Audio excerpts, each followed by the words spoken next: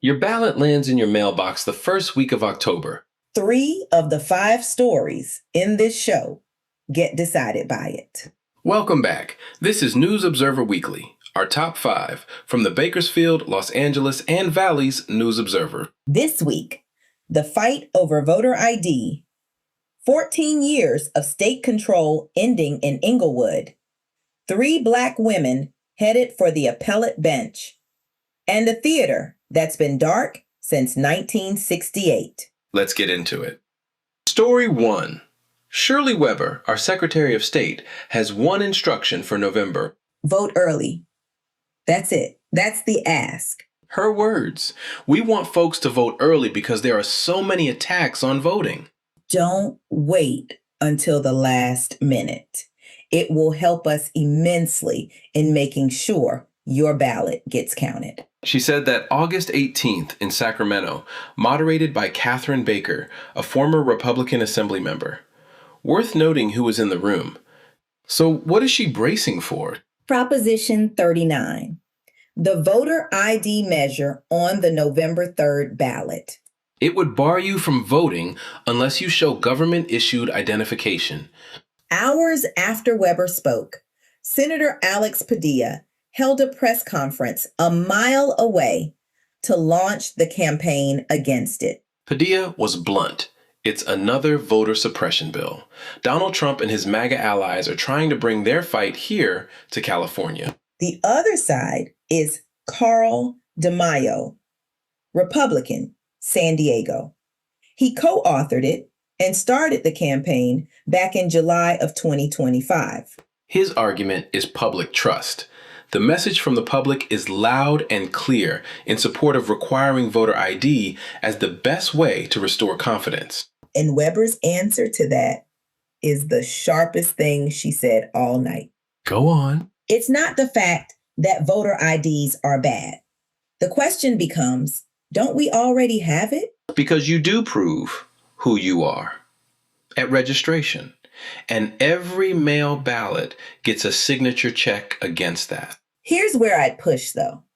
DeMaio isn't wrong that confidence is low.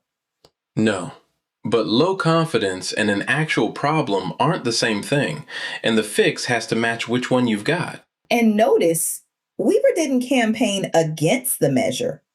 She told you to vote early. That's a logistics answer to a political fight. It's also the only part of this any of us controls. Story 2, 14 years. That's how long Inglewood Unified has been run by the state instead of by Inglewood. It started in 2012 when the district took a state loan to stay solvent. $29 million.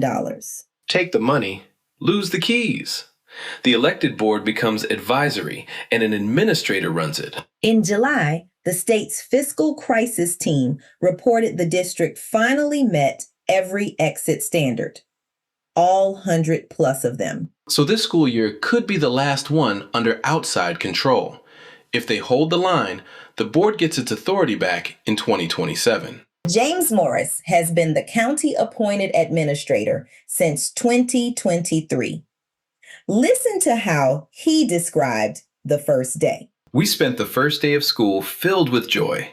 Breakfasts were ready. Children were welcomed with balloons and red carpets. Balloons and red carpets. After 14 years of being told, you can't be trusted with your own schools. Here's my question, though. What exactly are they getting back? Say it. 5,000 students. 67% fewer than 2003. Nearly half the schools are closed. And they're projecting a $21 million deficit this year, with $7 million in cuts already planned. So local control comes back to a district half its old size, still in the red. And the loan outlives the receivership. Oversight continues until the $29 million is paid back with interest. Which is the part nobody says out loud. You can win your independence and still owe for it. 3 of the 5 school board seats are on the November ballot. Same ballot as Prop 39. If you live in Inglewood, that's the most local vote you'll cast this year. Story 3.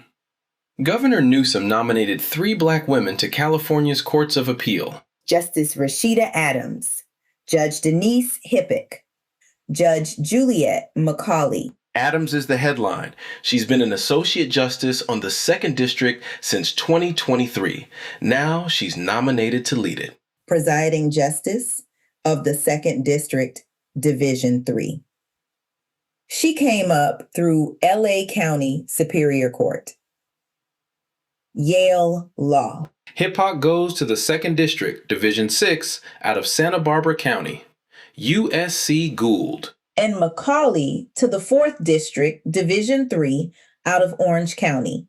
She was Chief Administrative Law Judge at Social Services. Why does an appellate seat matter more than it sounds? Because that's where the law actually gets settled. Trial courts decide your case. Appeals courts decide everybody's. And these are 12-year terms, roughly. This outlasts the governor who picked them. They still have to clear the Commission on Judicial Appointments. And Adams's term starts January 4th, 2027, subject to the voters. Subject to the voters, meaning it's on your November 3rd ballot, too. Which brings me to the uncomfortable part. Go ahead. Judicial confirmation sits at the bottom of the ballot, and it is the single most skipped section there is. People stop at the propositions. So the seat that outlasts everything on the ballot gets decided by whoever bothered to keep reading. Turn the page over. That's the whole ask. Story 4. And it starts with the detail from story 3. Judge McCauley took her law degree at the University of Ibadan in Nigeria. Which is a nice handoff because Bakersfield's Nigerian community just spent an evening on exactly that relationship. The United Nigeria Diaspora Foundation annual dinner. The theme was Partnering for Prosperity. Cecil Eggbelly covered it for us. And the guest list is not what you'd expect for a Bakersfield banquet hall. Haxo Mishakin was there. He runs transportation for the entire state of California. His framing was the one that stuck with me. There are so many things that we can learn from one another. Vice versa, not a one-way aspect. Not a one-way aspect. That's a correction, not a compliment. Because the usual diaspora story is money flowing home. He's describing a trade. Shegun Adeyina came out from Georgia, where he's a state assembly member. He went straight at what Kern actually has. I know Bakersfield is very big on agriculture, which is the most Kern County sentence anyone said all night. Dr. Joseph Ohens heads the Nigerian American Association of Bakersfield. He wants the diaspora to turn the relationship into practical economic opportunities. And Dr. Sota Omoigi brought it down to one family. Every time a child uses home oxygen and prevents a crisis, we save a family. Here's the test, though. Dinners are easy. Trade agreements are not. Agreed. So the thing to watch is whether one of these turns into an actual contract, an actual apprenticeship, an actual shipment. That's the follow-up nobody writes. We'll write it. Story 5. 43rd Place in Degnan, Lamert Park. The Vision Theater is open. It has been dark as a theater since 1968. 58 years. It opened in 1932 as the Lamert Theater. Art Deco, Spanish Colonial Revival, one of the last 2 Art Deco houses left in Los Angeles. Then it closed. The Jehovah's Witnesses took it in the 70s and called it the Watchtower. And then Marla Gibbs bought it, early 90s, renamed it the Vision. Marla Gibbs from the Jeffersons. 2 7. She bought a derelict movie palace in her own neighborhood. That's the part I want people to hear. The building survived because Black owners kept choosing it when nobody else would. The city took it over in the late 90s. $11 million of work finished in 2012. And now a $40 million restoration. 729 seats. Heinsbergen's ceiling mural back the way it was painted. Mayor Bass and Councilwoman Heather Hutt cut the ribbon Thursday at 5. Cultural Affairs runs it with the Waco Theater Center, productions, community events, arts education. $40 million for 729 seats, though. Somebody's doing that math. Let them.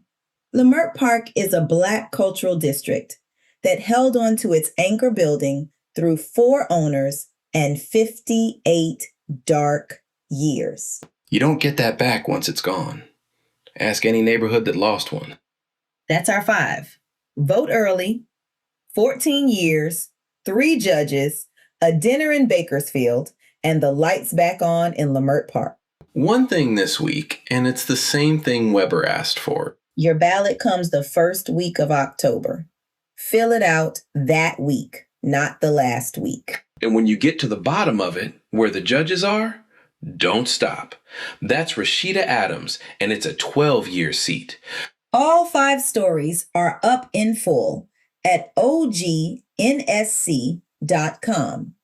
Read them, share them, tell us what we missed. We're the Bakersfield, Los Angeles, and Valley's News Observer. Take care of each other.